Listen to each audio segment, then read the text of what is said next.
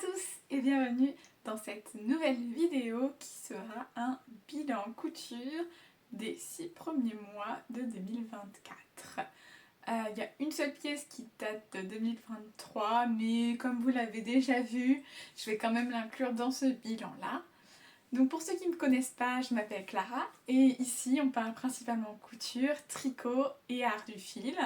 J'aime un petit peu ce qui est vintage et les arts un peu méconnus en couture. Aujourd'hui il fait vraiment pas beau, donc j'ai allumé la ring light. J'espère que ça va pas faire trop de reflets dans mes lunettes. Je verrai bien au montage. On va commencer du coup tout de suite avec la première pièce que vous avez déjà vue et qui est donc ce que j'appelle un art un peu moins pratiqué de la couture et connoté un petit peu grand-mère. Chose que je ne suis pas vraiment d'accord.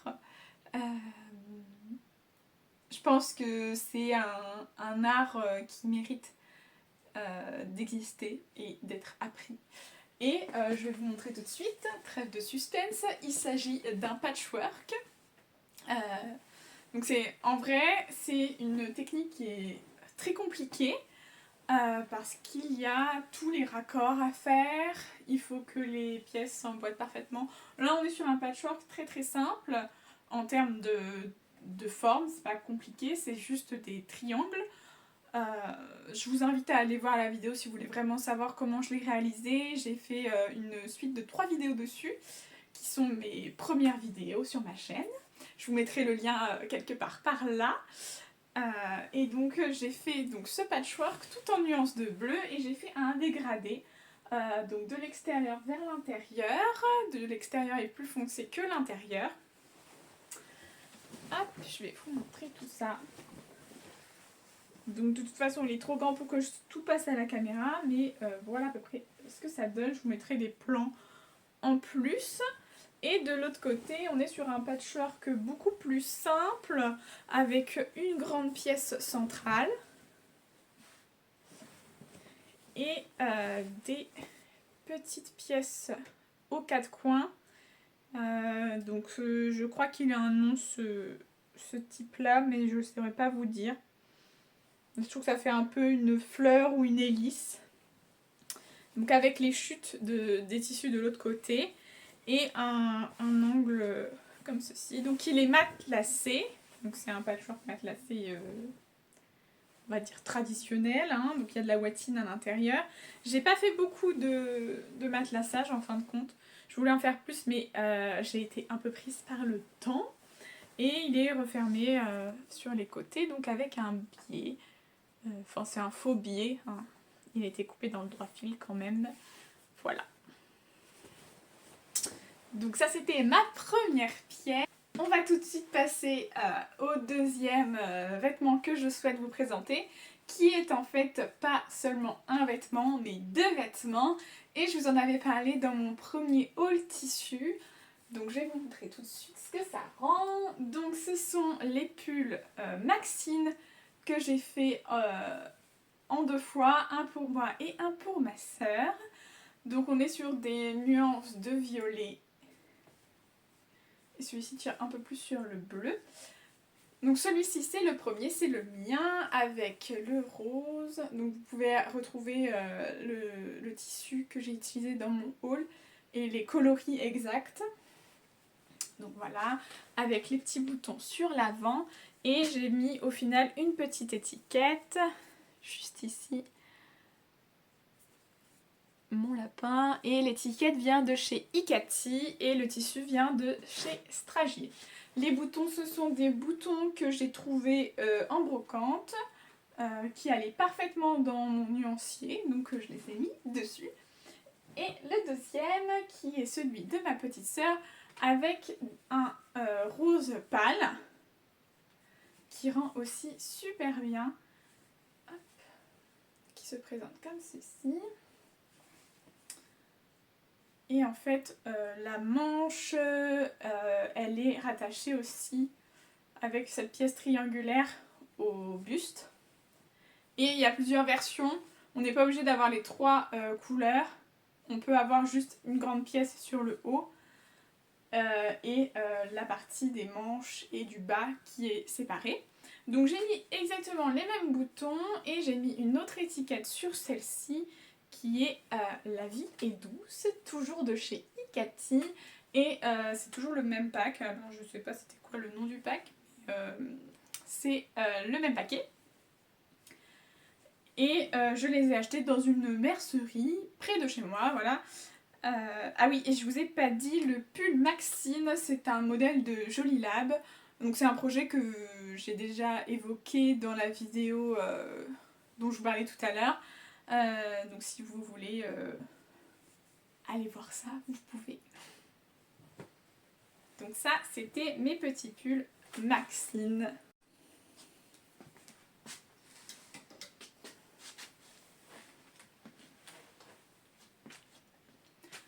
Donc on continue tout de suite avec la prochaine pièce qui est un ensemble de sous-vêtements. Donc on change de catégorie. J'ai fini en début d'année mon modèle vert. Donc c'est le tissu vient de la box Je fais mes dessous de 2023. Donc vous allez plus pouvoir la trouver, mais c'est le matériel que vous voyez là était dans la box. Seulement il n'y avait pas ce tissu qui était dans mon stock, ni le PowerNet beige qui est à l'intérieur, que j'ai acheté séparément. Dans la box en fait c'était un tissu blanc, mais je voulais faire un ton sur ton avec la peau et qu'on ait l'impression que tout est en dentelle. Donc j'ai mis plutôt du beige plutôt que du blanc. Je vais vous parler un petit peu du patron. Donc j'ai utilisé pour faire cet ensemble le livre Mon atelier lingerie de Milena Sevet, donc il est très connu pour les sous-vêtements. J'ai réalisé le soutien-gorge à armature en vert. Donc vous voyez avec tous les petits élastiques, la dentelle. Je l'ai réalisé donc en dentelle et en PowerNet parce que je voulais un certain maintien avec les armatures qui sont juste ici. Et les petites bretelles vertes, donc qui étaient à assembler sur cette couleur là. Tac, voilà la petite agrafe. Et je vous mettrai peut-être des plans close-up. Voilà. Donc au niveau de la difficulté, c'était la première fois que je réalisais ce modèle. Et je l'ai réalisé en faisant des modifications. En fait, je ne suis pas totalement symétrique et donc j'ai adapté le modèle pour qu'il aille aussi bien à droite qu'à gauche, on va dire. Donc les deux bonnets ne sont pas de la même taille, mais vous l'avez peut-être remarqué. C'est pas forcément flagrant dès le début, mais donc ça demande plusieurs adaptations parce que je passe d'une taille petite à une grande. Donc il faut faire aussi des adaptations sur la pièce du dos et l'entresein juste ici. Mais si ça vous intéresse, je pourrais faire une vidéo où je vous explique comment j'ai adapté pour aller, parce que je ne dois pas être la seule à rencontrer ce genre de problème. Donc c'est ça. Donc je peux pas vous donner une taille exacte pour ce modèle, mais en gros c'est ça, j'ai un bonnet un peu plus grand que l'autre. Celui-ci doit être du D et celui-ci ça doit être du C ou du B, quelque chose comme ça. Je me rappelle plus exactement. Voilà. Et pour la culotte, j'ai réalisé, c'est du coup le modèle La Culotte en version dentelle. Comme je n'avais pas assez de dentelle, j'ai fait un petit triangle à l'arrière avec de la dentelle pour qu'il ne me manque pas de la matière à cet endroit-là. En fait, le galon de dentelle n'était pas assez large. Voilà. Donc avec un gousset, tout ce qu'il y a de plus classique. Donc le gousset n'est pas fermé sur ce modèle-ci. Mais il est fini avec un petits points zigzag, donc à la surjeteuse. Donc c'est mi-surjeteuse, mi-machine à coudre, voilà. Et le modèle, la culotte, en fait, a l'arrière qui revient sur l'avant et ça fait une jolie découpe et c'est très joli porté. Bien sûr, vous n'allez rien voir porté dans la catégorie sous-vêtements. Donc la culotte, je l'ai réalisée en taille 40. Ensuite, on va continuer sur les sous-vêtements. J'ai cousu 2 culottes qui iront avec un soutien-gorge sans armature du même livre. Mais je n'ai pas encore cousu le soutien-gorge, mais je vais quand même vous présenter les culottes. Donc, on va reprendre le même modèle. Donc, c'est la version blanche, toujours avec le kit Je fais mes dessous de 2023. En plus de ça, j'ai rajouté de la dentelle qui était dans mon stock et le petit galon, il était dans la box également.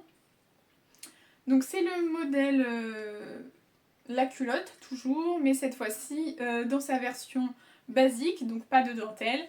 J'ai fait des incrustations de tissu à cet endroit-là. J'ai doublé l'arrière parce que le tissu était très très fin.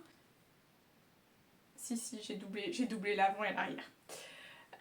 Donc j'ai doublé l'avant et l'arrière de cette culotte. J'ai ajouté le tissu qui était rayé, la risie rayée qui allait dans la box.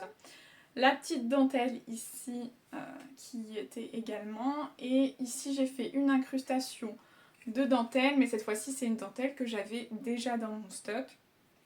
Voilà, donc j'ai remis aussi sur le gousset le tissu. Donc là j'ai fait une grosse adaptation sur celle-ci parce que je voulais rentrer 2 culottes et un soutien-gorge dans ce qui me restait. Donc j'ai dû modifier le gousset, il me semble. Je l'ai fait plus haut qu'à l'origine. Et je n'ai pas mis de nœud, quoi que ce soit. C'est pas forcément ce que j'aime le plus. Et j'ai mis un... Donc là c'est un élastique cavalier sur celle-ci. Voilà. Je se présente comme ceci. Hop. Et le dernier modèle, c'est celui-ci. Donc c'est la culotte taille haute, toujours du livre de Milena Sevet. Et j'ai rajouté du coup la même dentelle que sur l'autre. Et celle-ci c'est la version dentelle. Donc on a beaucoup plus de dentelle dessus. Sur toute l'arrière en fait. Et sur l'avant aussi. Donc l'élastique d'en haut c'est un élastique que j'avais dans mon stock, donc forcément comme je voulais faire 2 culottes et un haut, il a fallu que j'aille piocher dans mon stock. J'ai doublé l'avant avec le même lycra blanc que l'autre et j'ai remis la résille rayée. Dans le dos je ne l'ai pas doublé par contre, voilà. Et je suis un tout petit peu déçue sur celle-ci, en fait, à l'entrejambe, je me suis un petit peu trompée. Alors déjà, vous voyez que j'ai fait des raccords parce que j'avais plus assez de tissu pour découper le gousset correctement. Et au niveau des élastiques, juste ici, vous voyez qu'il ne se termine pas là où il devrait être parfaitement aligné avec la dentelle. Donc ça, c'est pas hyper joli.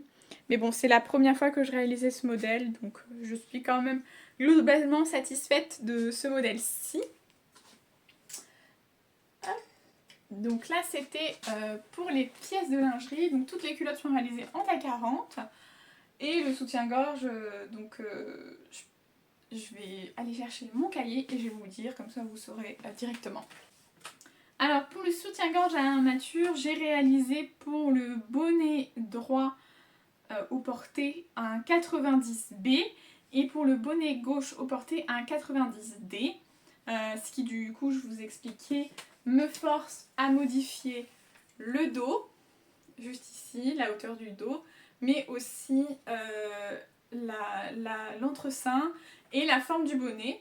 Donc la forme du décolleté, j'ai écrit ici que j'ai gardé le décolleté d'un 90B pour qu'il ne remonte pas trop haut quand on a des choses un peu ouvertes en colure carrée ou pas forcément très décolletées, mais qui sont assez larges en ouverture, on a des fois tendance à avoir un peu le soutien-gorge et c'est pas forcément très chouette. Donc j'avais fait un petit peu moins haut en couverture. Voilà, ça c'était pour la taille du soutien-gorge. J'ai déjà réalisé le modèle du soutien-gorge sans armature dans la box aussi, mais je l'ai réalisé l'année dernière, donc il ne rentre pas dans ce bilan couture. Si ça vous intéresse, j'aimerais bien savoir en commentaire si vous voulez une vidéo sur la couture des sous-vêtements. En fait, j'ai la box de 2024 que j'ai reçue donc cette année et que j'aimerais coudre aussi. De toute façon, j'ai besoin de coudre de nouveaux sous-vêtements. Mais je voudrais savoir si ça vous intéresse d'avoir une vidéo sur le sujet et de peut-être vous expliquer comment j'ai adapté les deux patrons, parce que comme j'ai déjà réalisé le soutien-gorge sans armature, j'ai aussi réalisé l'adaptation pour correspondre à ma petite différence de taille entre les deux côtés de ma poitrine. Et donc je voudrais savoir si ça vous intéresse d'avoir une vidéo sur le sujet ou même une couture avec moi pour vous expliquer un petit peu comment j'ai adapté tout ça. Sur ce, nous allons passer à la prochaine pièce. Donc c'est un foulard triangle que j'ai réalisé avec des chutes d'un tissu que j'avais utilisé pour faire une blouse. Donc il s'agit comment on appelle ça? Je pense que c'était un twill de viscose. Voilà. Donc dans ce coloris ocre très très joli, avec des petites nuances comme ceci. Ça me faisait penser à de la peinture à l'huile et vraiment j'adore ce motif qui est fantastique. J'ai fait un ourlet mouchoir sur tout le tour. Donc en fait on coupe une première fois en rabattant, on coupe au plus près les marges et on replie une deuxième fois, puis on pique à 5 mm et on a une finition très propre. Voilà, donc c'était une petite pièce qui m'a pas pris très longtemps. Voilà. Comme j'avais pas forcément le temps de coudre beaucoup, j'ai pas fait que des grosses pièces. Voilà. On passe ensuite à un autre modèle que vous avez déjà vu dans une de mes vidéos, mais que je ne vous ai pas présenté. Il s'agit du short Billy de chez Jolilab. Donc j'ai déjà fait une version en velours vert côtelé que vous avez vu dans ma vidéo précédente, mais je ne vous l'ai pas présenté. Donc ici je vous présente le short Billy, donc toujours en taille 40. On est sur un tissu que j'avais récupéré, c'est un ancien rideau il me semble. Je vous montre depuis le dos depuis tout à l'heure. Donc le short Billy, on a des petits plis creux à l'avant de chaque côté et des poches passe-poilées à l'arrière. Donc c'est un short qui a quand même assez de tenue, comme c'était un ancien rideau, on est quand même sur une matière un peu épaisse. Donc ce sont des fausses poches à l'arrière, il se referme avec un zip invisible sur le côté. C'est ma deuxième version. Cette version je l'ai fait sans ceinture et sans passant. Je voulais un effet un peu plus chic. Et je n'ai pas fait également les petites découpes qui sont à l'avant et à l'arrière. Je vous le sors du cintre. Sur le patron, normalement, on a une petite découpe en V à l'avant, juste ici, et à l'arrière. Et je ne l'ai pas réalisé sur celui-ci. Et je suis très contente de ce petit short. Voilà. Il me plaît beaucoup. Pour l'instant, il ne fait pas très beau, alors je ne peux pas trop le mettre. Mais il est très joli. On va passer tout de suite à la pièce suivante. Pièce suivante qui est un patron que j'ai réalisé moi-même. Donc en fait, j'ai mon patron de base que j'ai réalisé maintenant il y a quelques temps. Et j'ai donc réalisé mes modifications sur mon patron de base pour faire un petit gilet inspiration costume. Je vous mettrai mes inspirations. J'avais des inspirations sur Instagram et je suis plutôt contente du résultat. Ça se rapproche vraiment de ce que j'avais vu. Donc j'ai eu quelques petits soucis, notamment parce que le tissu est très épais, donc on est sur un tissu d'ameublement. J'avais quand même prévu, il me semble, de de la largeur pour être sûre qu'il m'aille.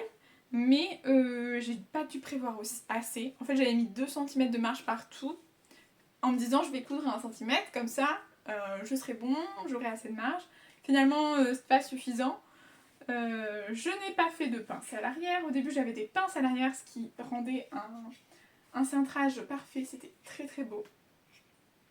Mais je les ai pas gardées parce qu'en fait, ça baillait à l'avant. Donc j'ai toujours ce petit problème de bâillement à l'avant. Je pense que j'aurais dû thermocoller le col.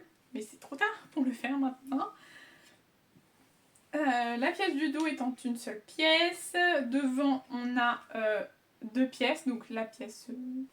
c'est une seule pièce en fait de chaque côté, avec une pince sur la longueur juste ici. Le tissu, c'est un tissu que j'ai acheté dans une mercerie près de chez moi. C'était, vous voyez les bacs réduction quand c'est des fins de tissu. C'était ce tissu-là et j'en avais du coup que 50 cm. Donc j'ai quand même fait du Tetris pour rentrer tout dedans. Sachant que je voulais faire les propretés du coup dans le même tissu pour que ce soit propre. Je vais vous enlever du cintre pour que vous voyez un petit peu. Je vais juste enlever un bouton, vous voyez la propreté. C'est une pièce qui m'a demandé quand même beaucoup de temps. Juste ici, donc l'intérieur est bien avec la parmenture dans le même tissu. Et je l'ai doublé dans un satin de polyester couleur saumon que j'ai acheté sur les coupons Saint-Pierre. J'ai refait une petite étiquette avec le même tissu, je trouvais ça très joli. Voilà. Qu'est-ce que j'ai fait d'autre? Oui, les boutons sont un petit peu compliqués à passer. J'avais prévu assez pourtant, mais comme il y a quand même toutes les coutures à l'intérieur, ça fait quand même tendu pour passer les boutons.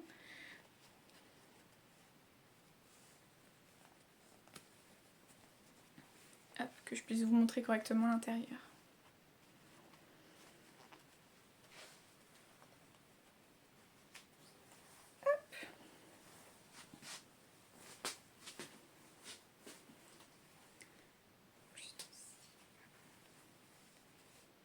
Donc je l'ai refermé en bas, donc il est complètement doublé. J'ai fait les emmanchures à la machine à coudre. La technique classique pour faire des emmanchures comme ceci. Hein. J'avais pas assez de toute façon pour le doubler à cet endroit-là. Et ça aurait fait trop d'épaisseur. Donc à cet endroit-là, on est juste sur le tissu classique. Il n'y a pas de sous-piqûre parce que des sous-piqûres à cet endroit-là, c'est une galère. Mais j'ai fait des sous-piqûres ici pour maintenir mon tissu. Donc ici, c'est le côté boutonnière. Les boutons viennent de chez Action. C'était un kit de boutons en bois. L'intérieur, vous voyez que là, j'ai fait des raccords. C'est ici, ouais. J'ai fait des raccords parce que j'avais pas assez pour découper ma parmenture. Donc, j'ai essayé de faire des raccords pour rester dans le droit fil, tout ça. Voilà. Et qu'est-ce que je vous ai pas dit? Oui. Les boutonnières, qui sont des boutonnières passe-poilées. J'ai mis tellement de temps à les faire. En fait, il y a beaucoup d'épaisseur. Ah, j'ai oublié d'enlever mes fils de bâti à un endroit. On les voit même pas. C'est à l'intérieur, j'ai oublié d'enlever mes fils de bâti. Donc là, on a la petite ouverture. Donc en fait, j'ai réalisé d'abord le passepoil sur ce tissu-là. J'ai entoilé parce que sinon mon tissu ne se tient pas très bien malgré son épaisseur. Et il était assez fragile sur les côtés. Il avait tendance à s'effilocher. Et ensuite, sur la doublure, j'ai réalisé des petites fentes. Alors, comment vous expliquer? J'ai superposé un morceau de doublure sur ma parmenture. J'ai cousu un carré, enfin un rectangle, et j'ai cranté, ouvert et retourné. Ce qui m'a permis d'avoir des ouvertures propres pour rabattre à cet endroit et être en face de ma fente ici de poche passe-poilée, enfin de bouton passe-poilée du coup. Comme ceci, j'ai pu avoir les trous face à face, coudre à la main tout autour et pouvoir passer mon bouton. Sinon j'aurais pas pu passer mon bouton avec ma parmenture puisqu'elle était fermée d'un côté. Voilà. Avec ce petit problème de bâillement, je pourrais la porter aussi ouverte. Voilà. Et je suis très contente de cette pièce, mais elle m'a pris un certain temps tout de même. Et je suis ravie en fait de cette doublure. Alors quand j'ai reçu le tissu, je me suis dit, oh là là, on voit que c'est très plastique, ça va pas du tout aller, qu'est-ce que je vais faire avec? Et en fait, en doublure comme ça, c'est hyper beau et ça va super bien avec mon tissu, c'est tout ça. L'accord avec mon tissu, c'est fantastique, ça va vraiment très très bien ensemble, je suis ravie. On passe tout de suite à l'avant-dernière pièce de ce bilan. Il s'agit de la robe Antoinette de Méthode Mathilde. Donc c'est la robe que vous avez vue dans la dernière vidéo qui était une couture avec moi. Donc comme vous le savez, je l'ai réalisée dans un drap que j'ai récupéré en brocante. J'y ai ajouté de la dentelle en bas, toujours de cette même brocante. La doublure, c'était un coton blanc, un drap que j'avais. J'ai mis des baleines à l'intérieur. Comme vous savez, je l'ai réalisé en... peut-être pas si vous n'avez pas vu la vidéo. Je l'ai réalisé en taille 40 à la poitrine et 42 à la taille. Au final, elle est trop grande au niveau de la taille et au niveau vraiment du haut de la poitrine. Au niveau du saillant, c'est très bien, mais au niveau du haut de la poitrine, je n'ai pas assez de pinces en fait ici pour qu'elle suive correctement. Donc de toute façon, il faudra que je fasse des petites modifications. Les bretelles glissent tout le temps du fait que j'ai un peu trop à l'avant. Et à la taille, j'ai de la marge, hein. J'ai au moins 5 cm de marge, mais comme je l'ai précisé dans l'ancienne vidéo, entre le temps où j'ai pris les mesures et le temps où j'ai fini la robe, j'ai perdu du poids, donc forcément il y avait un écart entre les mesures du départ et les mesures finales. Donc elle n'est pas tout à fait à ma taille, mais ça va se rectifier et je la porterai volontiers. Une fois ces petites modifications faites, j'espère que les bretelles glisseront moins. Et je comptais faire une deuxième version, mais elle va peut-être pas arriver tout de suite parce que j'ai mis un mois à finir cette robe. Donc j'ai pas envie de me relancer dans une telle robe tout de suite. Mais j'ai beaucoup aimé la coudre, donc je pense qu'elle aura une deuxième version dans le tissu dont je vous ai parlé dans le premier haul tissu que j'ai fait sur ma chaîne. Tissu à fleurs violettes sur fond blanc. Voilà, donc pour la petite robe Mathilde chez Méthode Mathilde qui se fait par un petit zip à l'arrière.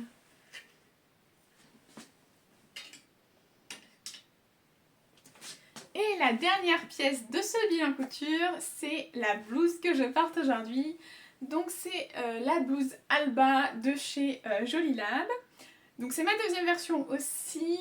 Les modifications que j'ai fait sur ce patron, j'ai agrandi la sous-patte de 3 cm, donc au plié ça fait 1,5 et j'ai élargi également toutes les propretés de 3 cm. Je trouvais qu'elles étaient beaucoup trop fines pour moi, donc je les ai élargies. J'ai rallongé également de 3 cm parce que je la trouvais trop courte pour moi, alors que je suis plutôt petite, donc peut-être que ça sera la même chose pour vous. En fait, je voulais pas un top très crop, je veux pouvoir les rentrer dans mes pantalons, et elle était un petit peu courte pour la rentrer dans mes pantalons, ça avait tendance à ressortir, mon autre version. Donc celle-ci, je me suis dit, je vais rallonger un petit peu, ce sera beaucoup plus simple. J'ai fait la version avec le col et sans les petites fronces, enfin les froufrous qu'il y a en bas des manches et autour du col. Parce que la double gaze c'est peut-être pas l'idéal pour faire des petites fronces, puis je voyais pas trop faire ça sur la double gaze. Donc j'ai préféré la version un peu plus basique, avec juste le col. D'ailleurs j'ai hésité à faire le col, mais je me suis dit que ça rajouterait un petit côté mignon. J'ai mis des petits boutons recouverts de 11 mm de diamètre. Pour la double gaze, je vous conseille pas d'entoiler vos petits tissus pour faire les boutons recouverts, ça fait trop épais. Prenez juste le tissu double gaze, ça suffit. Parce que j'ai essayé avec mon entoilage et c'était un peu compliqué.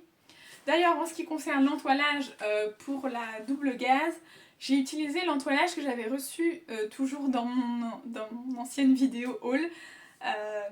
J'avais reçu un cadeau de chez Divasus pour ma commande qui était un entoilage très fin, tissé. Et je savais pas bien quoi en faire à ce moment-là.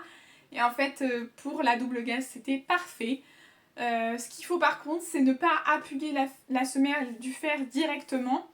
Donc moi, ce que j'ai fait, c'est que j'ai mis, de toute façon, ce qu'il faut faire normalement sur chaque tissu, mon tissu, l'entoilage avec la face à coller contre mon tissu, et une autre couche de double gaze. Et là, je suis passée dessus sans appuyer avec le fer pour faire adhérer en fait mon thermocollant. Et ça a très bien fonctionné. Donc j'ai quand même quelque chose qui se tient. C'est pas un entoilage très très épais, mais sur la double gaze, c'est quand même assez utile, notamment pour les petits poignets de manches qui se tiennent un peu mieux grâce à ça. Et les propretés à l'intérieur ainsi que le col. Donc ça, c'était très bien pour la double gaze en fin de compte. Avec ce petit haut, j'ai réalisé un petit chouchou pour aller avec, tout simple.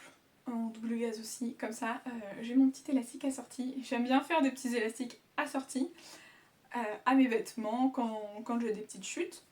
Et donc toujours ce haut est réalisé en taille 40. Et voilà. N'hésitez pas à me dire si vous voulez des vidéos de mes anciennes réalisations en couture avant que j'aie ma chaîne YouTube. Parce que là, ma penderie est actuellement ouverte, je vois tout ce que j'ai cousu et je me dis que c'est énorme et qu'en fait j'ai beaucoup de choses à vous montrer. J'ai d'ailleurs déjà tourné quelque chose, mais en fin de compte je me suis dit je sais pas si ça va leur plaire, donc je vous demande avant. J'ai beaucoup de pièces à vous montrer. Est-ce que je les organise en catégorie de type est-ce que je vous montre toutes les robes, est-ce que je vous montre tous les hauts, est-ce que je vous montre toutes les pièces exceptionnelles entre guillemets que j'ai faites, enfin les pièces qui m'ont demandé le plus de temps. Je sais pas comment organiser ça. Est-ce que j'organise par année, par genre, j'en sais rien. Dites-moi en commentaire si vous voulez voir ce genre de vidéo. Comment organiser ce type de vidéo. Dites-moi, votre avis m'intéresse. Pour refaire la suite, parce qu'en fait j'ai des catégories de... Par exemple j'ai fait des costumes, j'ai fait beaucoup de robes, enfin j'ai fait des robes des robes de mariage, enfin pas la robe de la mariée mais la robe pour aller à des mariages. Et ce genre de choses, j'ai fait des manteaux, donc j'aimerais bien savoir vraiment comment vous voudriez voir ça, si ça vous intéresse, tout ça. Voilà. Et c'est ainsi que va s'achever cette vidéo, j'espère que celle-ci vous aura plu. Si vous avez aimé, n'hésitez pas à vous abonner, à me laisser un petit commentaire, j'adore vous répondre en commentaire. Vous pouvez aussi me mettre un petit pouce en l'air si vous avez aimé la vidéo. On pourrait mettre un petit emoji en particulier. Mettez-moi un petit emoji bobine de fil. Je pense qu'il existe. On met un petit emoji bobine de fil pour ceux qui sont arrivés jusqu'à la fin de la vidéo. Je vous fais des gros bisous. Et je vous dis à bientôt dans une prochaine vidéo. Et voilà.